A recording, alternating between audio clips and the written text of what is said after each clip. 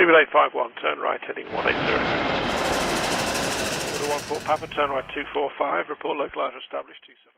The Boeing 737 MAX and cancellations are a pairing that seem to be occurring almost every single week here on the channel and more generally in the aviation industry.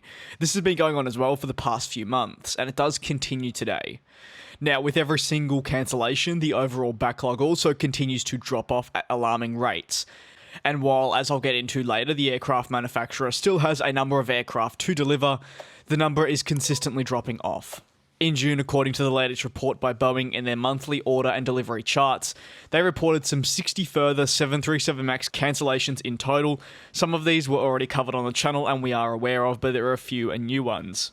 Boeing has seen 355 orders cancelled for the 737 MAX series. The cancellations come from a variety of different customers, with of late the vast majority being from leasing companies of sorts that were planning on providing customers with the narrow-body aircraft on a lease. Now, that's not to say that they're the only type that has been cancelling. Over time, we have indeed seen airlines cancel, and there's a chance in the future more high-profile airlines could look to cancel some of their orders. Plans to get the jet recertified continue as well, though, as tests continue to be taken on the aircraft, which only recently finally took to the skies on its first test flight on a path to recertification. This is still a lengthy process with no official end in sight, rather just some speculation, but it is moving well.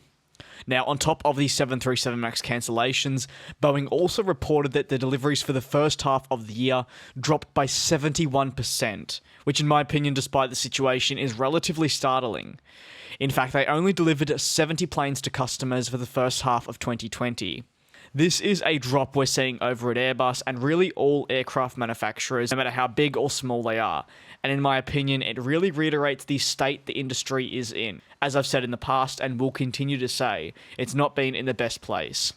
Now, despite all this, their monthly deliveries are actually increasing, albeit at very slow rates, with them announcing 10 deliveries for June. Now, this is in comparison to when they delivered 4 in just May. The additional cancellations for the Boeing 737 MAX mean that the backlog is now down to 4,552 at the time of recording. Now, at one point, the backlog was actually at 5,000. However, with the length of the groundings, it's become a far better alternative for some airlines to just trim down on their backlog, or in some cases cancel them completely. If you add this worldwide pandemic into the mix, it's a logical step for many. Now, if you have any thoughts on the continued cancellations occurring, do not hesitate to let me know, and as always, I'll be sure to keep you updated on any changes with the 737 MAX going forward as they come to light, as it's a topic that really does interest me, even if sometimes it can get a little bit repetitive. Thank you very much for tuning into this video. I will see you all next time.